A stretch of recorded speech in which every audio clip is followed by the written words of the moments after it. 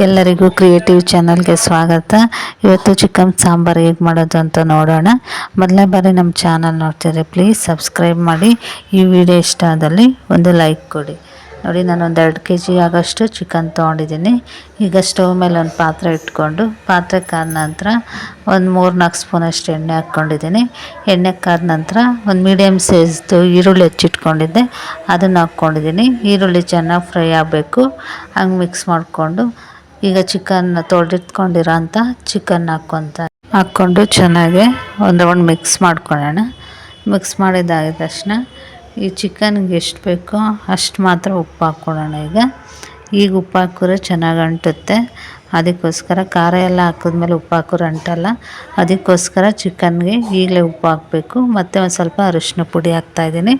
2 ಹಾಕಿ ಚೆನ್ನಾಗಿ ಮಿಕ್ಸ್ ಮಾಡೋಣ. ಈಗ ಉಪ್ಪು ಹಾಕಿದ ತಕ್ಷಣ ನೀರು ಬಿಟ್ಕೊಳ್ಳುತ್ತೆ. ಆ ನೀರೆಲ್ಲ ಖಾಲಿ ಆಗಬೇಕು, ಎಣ್ಣೆ ಮಾತ್ರ ಉಳಿಬೇಕು. ಆ ರೀತಿ ಚಿಕನ್ನ ಬೇಯಿಸ್ಕೋಬೇಕು. ಅಷ್ಟರಲ್ಲಿ ಖಾರಕ್ಕೆ ಏನೇನು ಬೇಕು ಅಂತ ಹುರ್ಕೊಳ್ಳೋಣ. ಇವತ್ತು ನಾನು ಹುರ್ಕೊಂಡು ಮಾಡ್ತಾಯಿದ್ದೀನಿ. ಒಂದು ಬಾಣಲಿ ಬಿಸಿ ಇಟ್ಕೊಂಡು ಅದಕ್ಕೊಂದು 2 ಸ್ಪೂನಷ್ಟು ಎಣ್ಣೆ ಹಾಕ್ತಾಯಿದ್ದೀನಿ. ಅದಕ್ಕೆ ಚಕ್ಕೆ ಲವಂಗ ಹಾಕ್ಕೊತಾಯಿದ್ದೀನಿ. ಎಣ್ಣೆ ಕಾದ ನಂತರ ಈರುಳ್ಳಿ ಹಾಕ್ಕೊತಾ ಇದ್ದೀನಿ. ಒಂದು 2 ಈರುಳ್ಳಿ ಹೆಚ್ಚಿಟ್ಕೊಂಡಿದ್ದೆ, ಆ ಈರುಳ್ಳಿ ಹಾಕ್ಕೊತಾ ಇದ್ದೀನಿ.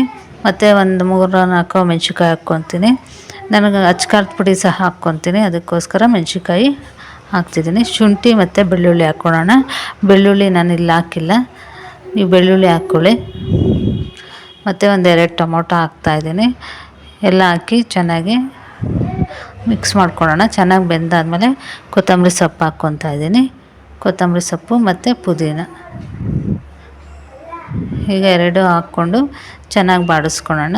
ನಾವು ಎಷ್ಟು ಚೆನ್ನಾಗಿ ಹುರಿದಿರ್ತೀವೋ ಅಷ್ಟು ಚೆನ್ನಾಗಿ ಚಿಕನ್ ಸಾಂಬಾರು ಚೆನ್ನಾಗಾಗುತ್ತೆ. ಕಡಿಮೆ ಉರಿ ಇಟ್ಕೊಂಡು ಹುರ್ಕೋಬೇಕು. ಈಗ ಒಂದು ಸ್ವಲ್ಪ ಸೋಪು ಹಾಕ್ತಾಯಿದ್ದೀನಿ, ಮತ್ತು ಒಂದು ಸ್ವಲ್ಪ ಗಸಗಸೆ ಹಾಕ್ತಾಯಿದ್ದೀನಿ.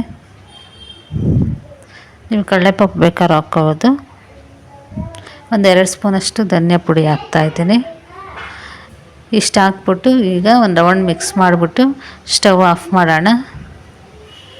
ಧನಿಯಾ ಪುಡಿ ಎಲ್ಲ ಹಾಕಿದ್ಮೇಲೆ ಜಾಸ್ತಿ ಉರಿ ಇಟ್ಟರೆ ಸೀದ್ಬಿಡುತ್ತೆ. ಅದಕ್ಕೋಸ್ಕರ ಆಫ್ ಮಾಡಿಬಿಟ್ಟು ಈಗ ನೋಡಿ, ಚಿಕನಲ್ಲಿ ಇನ್ನೂ ನೀರಿದೆ, ಅದೆಲ್ಲ ಖಾಲಿ ಆಗಬೇಕು.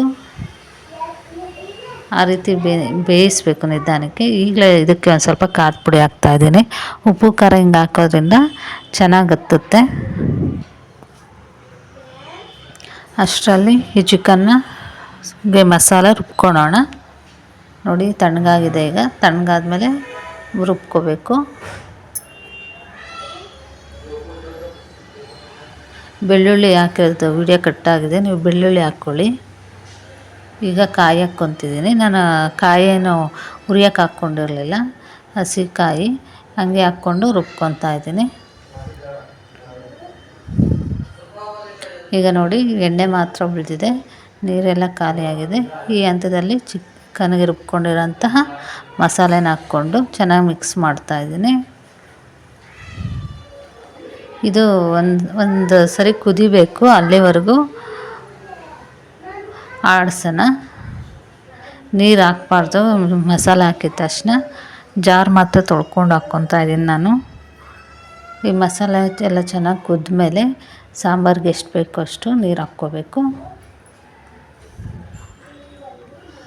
ಉಪ್ಪು ಹಾಕ್ಕೊತಾ ಇದ್ದೀನಿ. ಆವಾಗ ಚಿಕನಿಗೆ ಮಾತ್ರ ಉಪ್ಪು ಹಾಕ್ಕೊಂಡಿದ್ದೆ. ಈ ಮಸಾಲೆಗೆ ಎಲ್ಲ ಸಾಂಬಾರಿಗೆ ಎಷ್ಟು ಬೇಕೋ ಅಷ್ಟು ಉಪ್ಪು ಹಾಕ್ಕೊಂಡು ನೋಡಿ ಕುದೀತಾ ಇದೆ. ಇವಾಗ ಎಷ್ಟು ಬೇಕೋ ಅಷ್ಟು ನೀರು ಹಾಕ್ಕೊಳ್ಳೋಣ. ನಾಟಿ ಕೋಳಿಗಾರ ಸಾಂಬಾರು ತೆಳ್ಳಗಿರಬೇಕು. ಈ ಕೋಳಿಗೆಲ್ಲ ಫಾರಮ್ ಕೋಳಿಗೆ ಗಟ್ಟಿಗಿರಬೇಕು. ಅದಕ್ಕೋಸ್ಕರ ನಾನು ಸ್ವಲ್ಪ ಗಟ್ಟಿಗೆ ಮಾಡ್ಕೊತಾ ಇದ್ದೀನಿ. ನೀರು ಹಾಕಿ ಮುಚ್ಚಿಬಿಟ್ಟು ಒಂದು 1/4 ಗಂಟೆ ಚೆನ್ನಾಗಿ ಬೇಯಬೇಕು. ಎಣ್ಣೆ ಎಲ್ಲ ಮೇಲೆ ಬಿಟ್ಕೋಬೇಕು. ಆ ರೀತಿ ಬೇಯಿಸ್ಕೊಳ್ಳೋಣ. ನೋಡಿ, ರೆಡಿಯಾಗಿದೆ ಚಿಕನ್ ಸಾಂಬಾರು. ಇದು ಮುದ್ದೆಗೆ, ಅನ್ನಕ್ಕೆ, ಚಪಾತಿಗೆ ಎಲ್ಲ ಚೆನ್ನಾಗಿರುತ್ತೆ. ಈ ವಿಡಿಯೋ ಇಷ್ಟ ಆದಲ್ಲಿ ಪ್ಲೀಸ್ ಸಬ್ಸ್ಕ್ರೈಬ್ ಮಾಡಿ.